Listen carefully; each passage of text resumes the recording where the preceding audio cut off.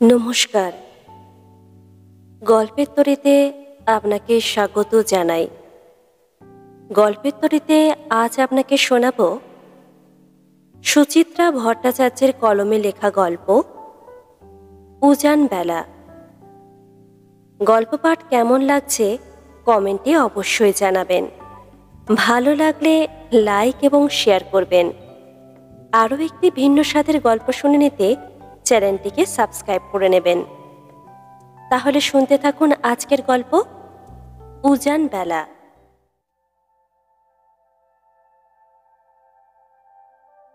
ফোনটা এলো মাঝরাতে, প্রায় 1:30 নাগাদ। গভীর নিশীথে হঠাৎ টেলিফোন বেজে উঠলে কার না বুক কাঁপে।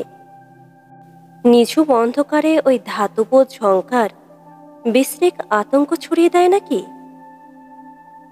মনে তো হয়ই, এই বুঝি কোনো দুঃসংবাদ এলো। মৈনাকের আগে আমি ধড়মড়িয়ে উঠেছি বিছানা ছেড়ে। গিয়ে রিসিভার তুলতেই ওপারে পুলুর গলা। এই দিদি, মা কি সব কাণ্ড আরম্ভ করেছে রে। পুলুর স্বরে বিপন্নতা, তবে তেমন মারাত্মক কিছু নয়। তবু ধুকপুকুনিটা যেন কমল না। ইদানিং মাকে নিয়ে ভারী দুশ্চিন্তায় থাকি। বয়স 80 পেরিয়েছে, চোখে ভালো ঠাওর পায় না। শ্রবণ ইন্দ্রিয় প্রায় বিকল। নানা আদি ব্যাধিতেও ভর করেছে শরীরে। তবু নিজেকে কণা মাত্র অথর্ব ভাবতে মা রাজি নয়। পেরে উঠুক না উঠুক, সংসারের সব কাজে হাত লাগাতে যাবে। পই পই করে বলা সত্ত্বেও রাত বেরিতে বাথরুম যাওয়ার সময় কাউকে ডাকবে না। একাই হুটহাট প্রতিবেশীদের বাড়ি চলে যাচ্ছে। বিপত্তিও ঘটে মাঝে সাঝে। এই তো মাসখানেক আগে একটা বড় সড়ো কেলেঙ্কারি বাঁধালো। কোনো প্রয়োজন ছিল না। সরস্বতীর মা আসেনি বলে নিজেই ওপর পড়া হয়ে জলের বালতি টানতে গিয়ে মুখ থুবড়ে পড়ে নাক মুখ ফুলিয়ে ঢোল। কপাল ভালো, মাথায় চোট লাগেনি। অ্যান্টিবায়োটিক আর পেনকিলারের কল্যাণে ব্যাপারটা সামলেছে বটে, কিন্তু আমাদের উৎকণ্ঠার পাড়া তো চড়েছে খানিকটা। উদ্বিগ্ন গলায় জিজ্ঞেস করলাম, কি হয়েছে মার? কি করেছে? দেখ না, রাত দুপুরে হঠাৎ আলমারি থেকে জামা কাপড় নামিয়ে এখন সুটকেস গোছাতে বসেছে। সে কি রে, কেন? কাল নাকি ভোর ভোর বেরোতে হবে, বাবার সঙ্গে সাউথ ইন্ডিয়া বেড়াতে যাচ্ছে। কি সর্বনাশ! হঠাৎ বাবা? জানি না, বুঝতে পারছি না। আজ ঘুমের ওষুধ পড়েনি? হ্যাঁ, দেওয়া হয়েছিল। ইনফ্যাক্ট আমি যখন 10:30টায় ফিরলাম তখন তো শুয়ে পড়েছে। তারপর ওই খানিকক্ষণ আগে জেগে উঠে আলো টালো জ্বালিয়ে।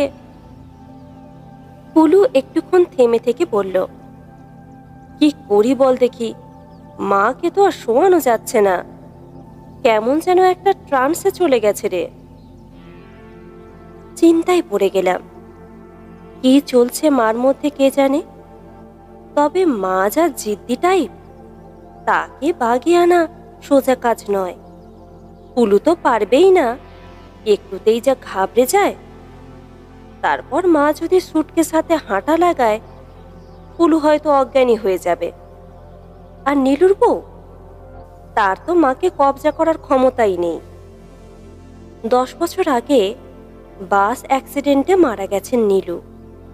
তারপর থেকে শাশুড়ি বউয়ের সম্পর্কটা কেমন ঘাটা ঘাটা। আকর্ষণ বিকর্ষণ দুটো পাল্লাই সমান সমান। শিপ্রার কথা মা থোড়াই শুনবে। একমাত্র তুলতুলি যদি বুঝিয়ে সুঝিয়ে ঠাকুমাকে ঠান্ডা করতে পারে। আমি চলে যাব, কিন্তু এত রাতে শালকিয়া থেকে টালিগঞ্জ ছোটা কি মুখের কথা? ট্যাক্সি মিলবে কি? না, 5-7 ভেবে লাভ নেই। গলা ঝেড়ে বললাম, ডক্টর সেনগুপ্তকে একবার ফোন কর না। এখন রাত 2টোয়? আহা, এমার্জেন্সি কেস তো। জিজ্ঞেস কর কোনো ওষুধ টষুধ আছে কিনা, যাতে চট করে ঘুম পাড়িয়ে দেওয়া যায়। হুম, সেটুকু হলেও তো আপাতত। টেলিফোন রেখে ভার বুকে বসে আছি। মৈনাকও জেগে গেছে। সব শুনে সেও বেশ ভাবিত। টিউবলাইটটা জেলে ফস করে একটা সিগারেট ধরালো। খানিকক্ষণ ধোঁয়া দিল বুদ্ধির গোড়ায়। তারপর ভুরু কুচকে রায়, সেনিলিটি। পুরোপুরি মানতে পারলাম না। মার যে খানিক ধীম্রতি ধরেছে এ তো আমরা সবাই জানি। বেশি বকবক করে, এক কথা বারবার বলে, বহু সময়ই খেয়ে ভুলে যায়। চোখে না দেখুক, কানে না শুনুক, দিনে অন্তত বারচারেক টিভির খবরের সামনে বসা চাই চাই। তুলতুলির সঙ্গে তো রোজই এই নিয়ে লাগছে। সে বেচারা হয়তো নাচা গানা দেখছে, মা খটাস চ্যানেল ঘুরিয়ে টিভির ডগায় চোখ লাগিয়ে বসে গেল। বাচ্চাদের মতো আইসক্রিম, চিপস আর কোল্ড ড্রিঙ্কসের দিকে ঝোঁক হয়েছে খুব। লজেন, চকলেট পেলে তো মহা আহ্লাদিত। বাঁধানো দাঁতে কচর কচর চিবোচ্ছে। কিন্তু আজকের কীর্তিটাকে কি একই পংক্তিতে ফেলা যায়? বাবা চলে গেছে আজ 18 বছর। বাবার প্রসঙ্গ মা আজকাল তোলেও না বড় একটা। অথচ হঠাৎ মধ্যরাতে সেই বাবার সঙ্গে বেড়াতে যাওয়ার স্বাদ জাগলো কেন? রিটায়ার করার পর মাকে নিয়ে দক্ষিণ ভারত ঘুরতে গিয়েছিল বাবা। সেই স্মৃতি কি স্বপ্নে এসে নাড়িয়ে দিল মাকে? ঘুমের ঘোরেই হয়তো করছে এসব কাণ্ড। কিন্তু সেই ঘড়ই বা কাটে না কেন? হলোটা কি? তা যাই হোক, রাতে অবশ্য অশান্তি আর বাড়ল না।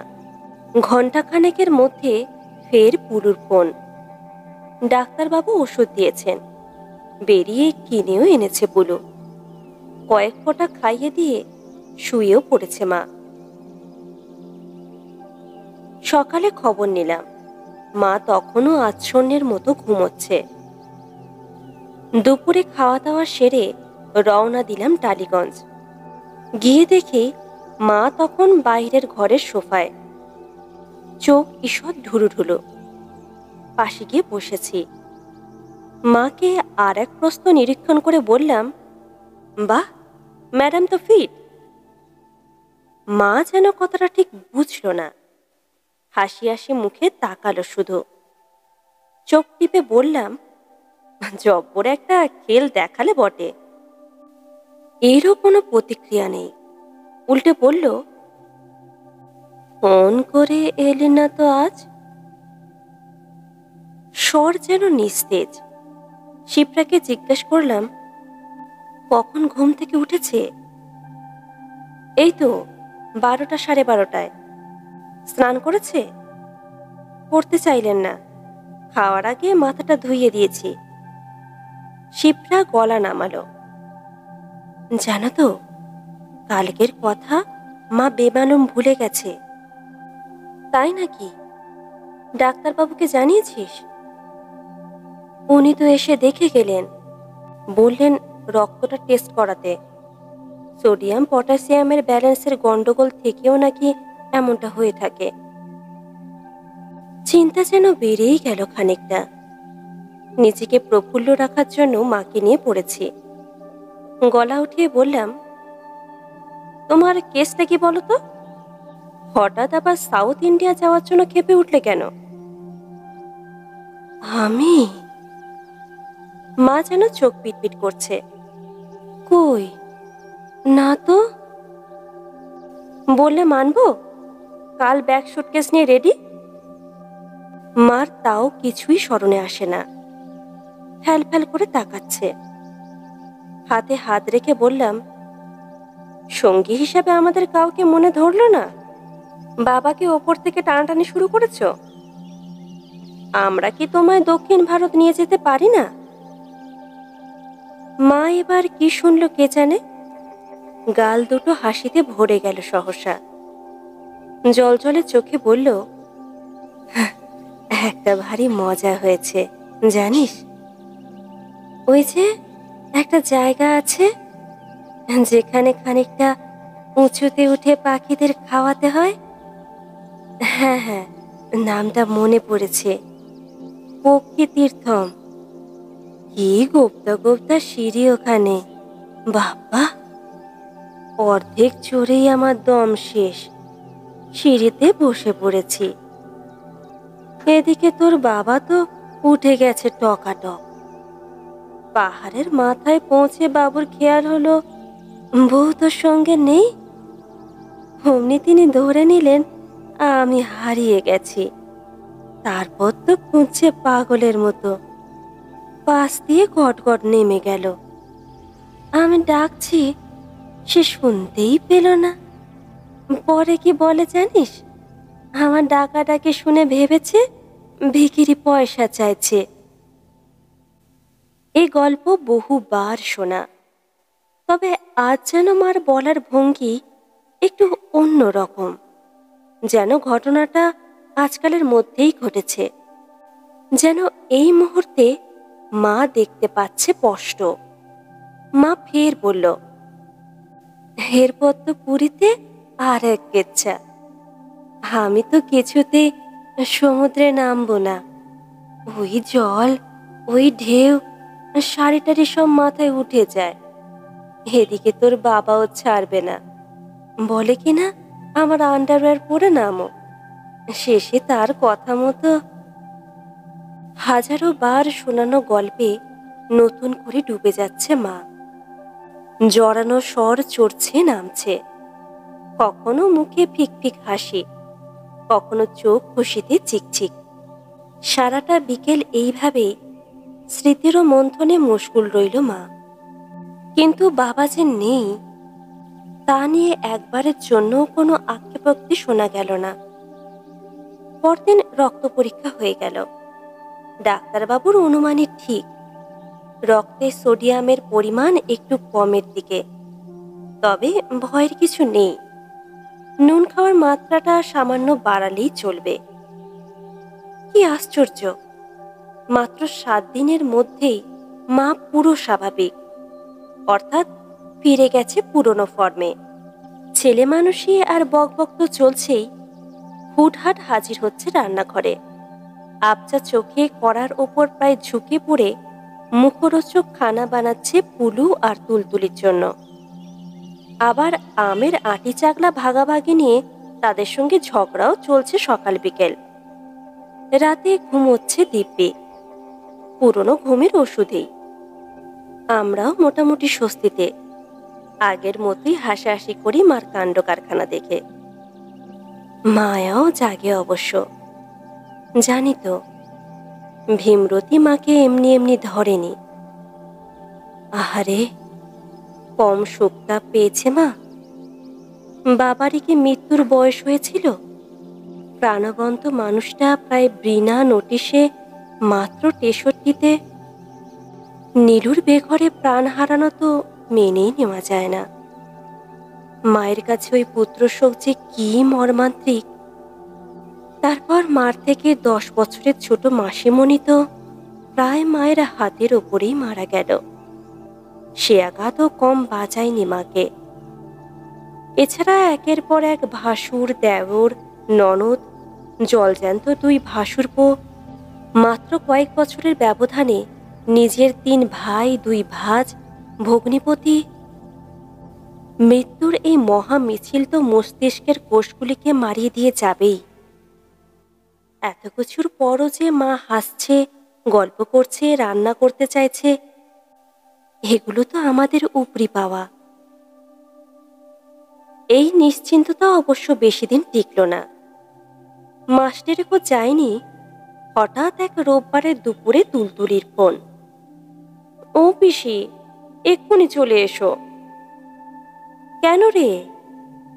ঠাম্মা আবার সে আগের বারের মতো করছে। বলিস কি রে, আবার সুটকেস গোছাচ্ছে? না গো, ভাত খেয়ে উঠি সাজতে বসে গেছে। ড্রেসিং টেবিলের সামনে চুল বাঁধছে, পাউডার মাখছে। চুল বাঁধা পছন্দ হলো না, আবার খুলে খোঁপা করছে। কেন? এক্ষুনি নাকি ইভিনিং শো শুরু হয়ে যাবে। কিসের শো? পথে হলো দেরি উত্তম সুচিত্রার। দাদু নাকি বিজলির সামনে অপেক্ষা করবে। সর্বনাশ! পুলু কোথায়? কাকামণি তো ভোরবেলা শান্তিনিকেতন গেল, কাল ফিরবে। খেয়েছে রে? চোখে চোখে রাখ, যেন বেরিয়ে না যায়। ওই ওষুধটা দিয়ে দেব, এখনো রাখা আছে। 2-1 সেকেন্ড থমকে থেকে বললাম, থাক, আমরা এক্ষুনি যাচ্ছি। 5 মিনিটে তৈরি হয়ে ছুট, সঙ্গে মৈনাক। হাঁচর পাঁচর করে টালিগঞ্জ পৌঁছে দুরু দুরু বুকে নামলাম ট্যাক্সি থেকে। ভিতরে ঢুকে দেখি সে এক দৃশ্য। মা খাটে পা ছড়িয়ে বসে, দুদিকে পাহারাদারের মতো দাঁড়িয়ে তুলতুলিয়া শিপ্রা। মার পরনে বহুকাল আগের এক রঙিন ব্যাঙ্গালোর সিল্ক, কপালে ঘাড়ে গলায় ছোপ ছোপ পাউডার, মুখ বেজায় গোমরা। কবজি চোখের কাছে এনে ঘড়ি দেখছে ঘন ঘন। হতবাক মুখে বললাম, এ কি অবস্থা? শিপ্রা বলল, তাও তো এখন অনেকটা দমানো গেছে। ভাগ্যিস তুলতুলি নুন চিনির জলটা খাওয়াতে পেরেছিল, নইলে এতক্ষণ রোখা যেত না। মা যেন প্রথমটা আমাদের খেয়াল করেনি। হঠাৎ আমার দিকে নজর যেতে গাল ফুলিয়ে বলে উঠল, ও ঝুনু, দেখ না, মা মেয়ে আমায় জোর করে আটকে রেখেছে। তোর বাবা ওইদিকে রেগে যাবে না? কথাটা ঝাং করে বুকে মারল ধাক্কা। ক্ষণিকের জন্য ভুলে গেলাম মা এখন স্বাভাবিক নয়। মনে হলো পাল্টা ধাক্কা দিয়ে মার অলিক জগৎটাকে ভেঙে দেওয়া দরকার। কড়া গলায় বললাম, কি আবল তাবল বকছো? জানো না বাবা নেই? বললেই হলো, আমার সঙ্গে কথা হয়েছে, সে টিকিট কেটে দাঁড়িয়ে থাকবে। না, বাবা কোথাও দাঁড়িয়ে থাকবে না, বাবা মারা গেছে। অবাক কাণ্ড! রূঢ় সত্যটা শুনিয়েও মার মুখে কোনো ভাঙচুর হলো না। একটুক্ষণ স্থির চোখে তাকিয়ে রইল, তারপর ঠোঁটে এক অনাবিল হাসি। অবিকল অনেক অনেক বছর আগের মতো মা গ্রীবা হেলিয়ে বলল, জানতাম ঝোলাবে। হারানো সুরের দিনও এমনটাই করেছিল। পরে ওজোর গাইল, বন্ধুরা নাকি আটকে রেখেছিল আড্ডায়। আমি যেন কিছু বুঝি না। আচমকাই গলা খাদে নামিয়েছে মা। প্রায় ফিসফিস করে বলল, আসলে তোর বাবা উত্তম কুমারকে ভীষণ হিংসে করে। আমরা স্তম্ভিত, মুখ চাওয়াচাওয়ি করছি। মা হাসিটাকে আর একটু বিছিয়ে দিয়ে বলল, কিছু হিংসুটে মানুষ বটে তোর বাবা। পাছে আমি উত্তমে মজে যাই, কিছুতেই তার বই দেখাবে না। নেহাত আমার সঙ্গে পেরে ওঠে না। আমার বাবু সাপ কথা। তুমি সুচিত্রাকে প্যাট প্যাট করে গিলতে পারো, আমার উত্তমকে পছন্দ হলেই দোষ। মৈনাক ভ্রু কুঁচকে শুনছিল, কানের কাছে মুখ এনে বলল, ডাক্তার বাবুকে ফোন করব? অস্থির অস্থির লাগছিল আমার। ঝেঁঝে উঠে বললাম, জিজ্ঞেস করার কি আছে? শিপ্রার কাছ থেকে নম্বরটা নাও, মোবাইলে ট্রাই করো। মৈনাক ও শিপ্রা চলে গেল পাশের ঘরে। মা কিন্তু থেমে নেই, আপন মনে বলে চলেছে, শুধু উত্তম কুমারই বা বলি কেন? কোনো পুরুষ মানুষের সঙ্গে আমি হেসে দুটো কথা বললেই তোর বাবা জ্বলুনি। রমেশ বাবুর সঙ্গে কি ব্যাপারটাই করলে? বেচারার বউ মারা গেছে, মাঝে মাঝে আমার হাতের মোচাটা লাউটা খেতে আসে, তাতেও বাবুর কি রাগ। বলতে বলতে মিটিমিটি হাসছে। সেদিন কি কাণ্ডটাই না করলো, লজ্জায় মরে যায়। রমেশবাবু ভেতর বারান্দায় বসে আয়েশ করে কচুর শাক খাচ্ছে, অমনি কোত্থেকে তোর বাবা হাজির, কোমরে হাত রেখে দেখছে খাওয়া। যেই না রমেশবাবু বলেছে আপনার গিন্নির হাতে জাদু আছে মশাই, অমনি ভেঙচে উঠল, কর্তার হাতে লাঠিও আছে স্যার, বোঝ বোঝ কেমন একাশেরে ভালোবাসা। কথার প্লাবনের মাঝে মৈনাক ফিরেছে, বলল ডাক্তারবাবু ওই মেডিসিনটাই আবার অ্যাপ্লাই করতে বললেন, সেম ডোজ, না ঘুমোলে পেশেন্ট কুল ডাউন করবে না। কিন্তু কেন আবার রোগটা ফিরল? সিম্পল, সোডিয়াম লেভেল নিশ্চয়ই আবার ফল্ট করেছে।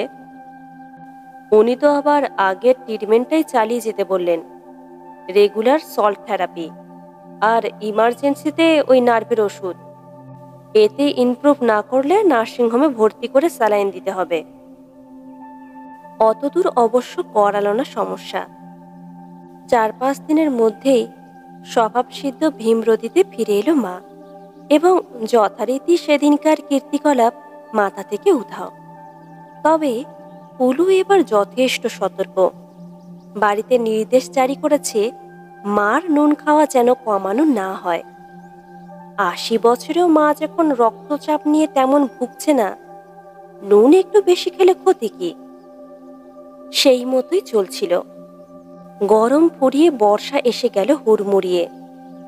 প্রথম কয়েকদিন তো নাজেহাল দশা। শালকিয়া ভাসছে, গোলাবাড়িতে থই থই জল, জিটি রোড তো নদী। মার কাছে যাওয়া হয় না নিয়মিত, গেলে বেশিক্ষণ বসতে পারি না, আকাশ বেগতিক দেখলেই পালিয়ে আসি। মার আবার এক নতুন উপসর্গ যোগ হয়েছে, ফুচকার নেশা। রোজ বিকেলে গুনে গুনে 4টে ফুচকা চাই, কম হলে মুখারি, বেশি হলে খাবে না। ওই ফুচকায় নতুন করে বিপদ ডেকে আনলো। কি সব মশলা টশলা দিয়েছিল কে জানে, কিংবা হয়তো তেঁতুল জলে গড়বড় ছিল। খেয়ে হঠাৎই মার পেট ছেড়েছে। ওষুধ টষুধ দিয়ে বাথরুম যাতায়াতটা বন্ধ করলো পুলু, কিন্তু মা যেন ঝিমিয়ে পড়লো কেমন। কথাবার্তা বেশি বলে না, দিনভর শুয়েই থাকে। ফোনে চাঙ্গা করা যথেষ্ট চেষ্টা চালাই, কাজ হয় না বড় একটা। পাপু বারবার বলছে দিম্মাকে নিয়ে এবার পুজোয় দিল্লিতে চলে এসো মা, গাড়িতে আগ্রা, বৃন্দাবন, মথুরা ঘুরিয়ে দেব। প্রিয় নাতির এমন সাদর নিমন্ত্রণেও দিদিমা যেন উৎসাহী নয়, হ্যাঁ কিছুই বলে না। আমাদেরও সংশয় জাগছে, মা যেমন জবুথবু হয়ে পড়েছে, আর কি কোথাও নড়ানো যাবে? এমনই এক সময়ে একদিন সন্ধে পুলুর আর্তস্বর উড়ে এলো, মা তো আবার খেল দেখানো স্টার্ট করেছে রে দিদি। একা বসে টিভি দেখছিলাম, সিরিয়াল মাথায় উঠল। ত্রস্ত সুরে বললাম, কি হলো এবার? বর এসে গেছে, এদিকে কনের সাজ এখনো হলো না। কে বর, কে কনে? সম্ভবত মা স্বয়ং, বাবা বিয়ে করতে এসেছে। যা। হ্যাঁ রে, বাইরে নাকি খুব বৃষ্টি, বরযাত্রীরা ভিজে গেছে, তাদের শুকনো জামা কাপড় দেওয়া হলো কিনা জানতে চাইছে। আরো শুনবি, বলছে মেস দাদাকে যেন খবরদার পিড়ে ধরতে দিস না, রোগা মানুষ। শুনতে শুনতে আচমকাই মস্তিষ্কে ইলেকট্রিক শক। আজ বাবা মার বিয়ের দিন না, 21শে জুলাই। কিছু মনে রাখতে পারে না মা, অথচ এই দিনটা স্মরণে রয়েছে, এবং পিছোতে পিছোতে চলে গেছে সেই গোড়ায়। পুলু করুণ গলায় বলল, আমায় তো প্রশ্নে প্রশ্ন জেরবার করে দিচ্ছে রে। পেঁয়াজ রঙা বেনারসিটা কোথায় জানতে চাইছে, কোথায় রতনচুর রেখেছি, বিছে হার, টিকলি, আরও কি কি সব যেন। দেরি করছিস কেন? ডাক্তারবাবুর সঙ্গে কন্ট্যাক্ট কর। ফোনে কথা হয়েছে, উনি বললেন ফ্লুইড লসের এফেক্ট। তবে এবার আর বাড়িতে হবে না, নার্সিংহোমে সেলাইন চলবে, অবজারভেশনে রাখবে কয়েকদিন। ও, আমার তালু শুকিয়ে এলো। ঢোক গিলে বললাম, তাই কর তাহলে, যদি এতে মা সুস্থ হয়। আমি ভুলিয়ে ভালিয়ে মাকে নিয়ে যাচ্ছি হেলথ কেয়ারে। তোরা যদি একবার আসিস। অনুরোধের প্রয়োজন ছিল না, যেতে তো হবেই। মৈনাক এখনো অফিসে, তাকে খবরটা দিয়েই বেরিয়ে পড়েছি। নার্সিংহোমটা টালিগঞ্জে। ভিড় জ্যাম ঠেলে পৌঁছালাম প্রায় 8টায়। লাউচে পুলু আর তুলতুলি। অন্তদন্ত পায়ে গিয়ে জিজ্ঞেস করলাম, কি রে, এখন কেমন? পুলু ঘাড় ঝুলিয়ে বসেছিল, শুকনো হেসে কাঁধ ছাকালো। এমনি তো ঠিকই আছে, নো ফিজিক্যাল অসুবিধে। তোরা এখানে কেন? মার কাছে থাকতে দিচ্ছে না? তুলতুলি বলল, এতক্ষণ তো আমি ছিলাম, আমরা সামনে গেলেই যা উল্টোপাল্টা বকছে। বর দেখতে কেমন হলো, কোন বরযাত্রী 108টা রসগোল্লা খেয়েছে, কে কে ঝরে ঝরে কবিতা পড়ল। বলতে বলতে হেসে ফেলেছে তুলতুলি। যাও না, দেখে এসো। অ্যালাউ করবে এখন? হ্যাঁ হ্যাঁ, একজন তো থাকতেই পারে।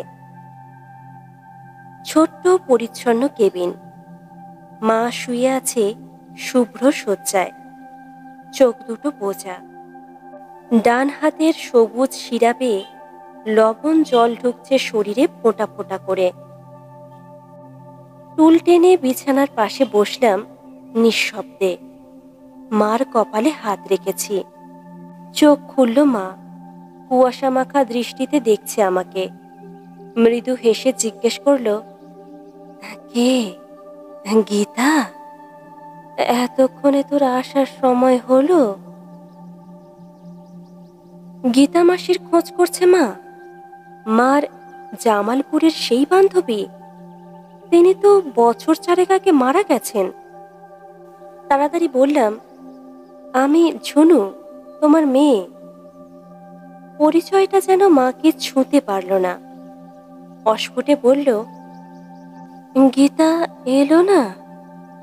বাসরে গান গাইবে বলেছিল। মা প্লিজ, ঘুমানোর চেষ্টা করো তো। ধুর বোকা, আজ কেউ ঘুমোয় নাকি? মার অসতিপর মুখমণ্ডলে এক অপার্থিব হাসি। দাদা আমাকে বলেছিল মহাসিন্ধুর ওপার থেকে গাইতে। কি বুদ্ধি! বাসরে ওই গান চলে নাকি? আমি গাইব, ছন্দে ছন্দে দুলি আনন্দে। কি ভালো হবে না? আমার চোখ ঝাপসা হয়ে আসছিল।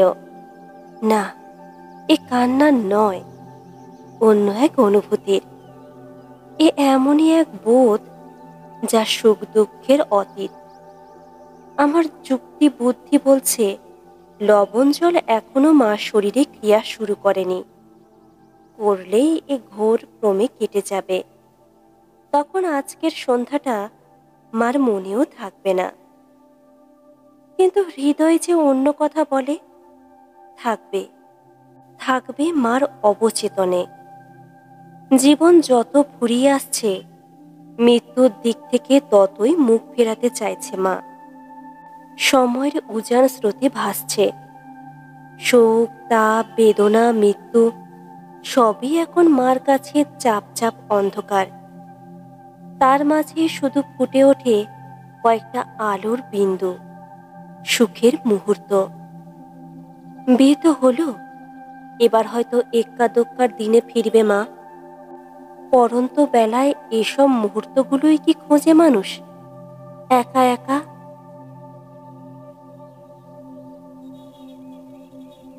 গল্পটি এই পর্যন্ত সমাপ্ত হলো। আপনারা শুনছিলেন সুচিত্রা ভট্টাচার্যের লেখা গল্প উজান বেলা। গল্পটি ভালো লাগলে লাইক, কমেন্ট এবং শেয়ার করবেন। চ্যানেলে নতুন হলে চ্যানেলটি সাবস্ক্রাইব করে পাশের বেল আইকনটি বাজিয়ে দেবেন, যাতে যখনই আমি কোনো নতুন গল্প আপলোড করি সঙ্গে সঙ্গে আপনারা নোটিফিকেশন পেয়ে যান। আরও একটি ভিন্ন স্বাদের গল্প নিয়ে শীঘ্রই আপনাদের সামনে হাজির হব। ততক্ষণের জন্য সবাই ভালো থাকবেন, সুস্থ থাকবেন। ধন্যবাদ।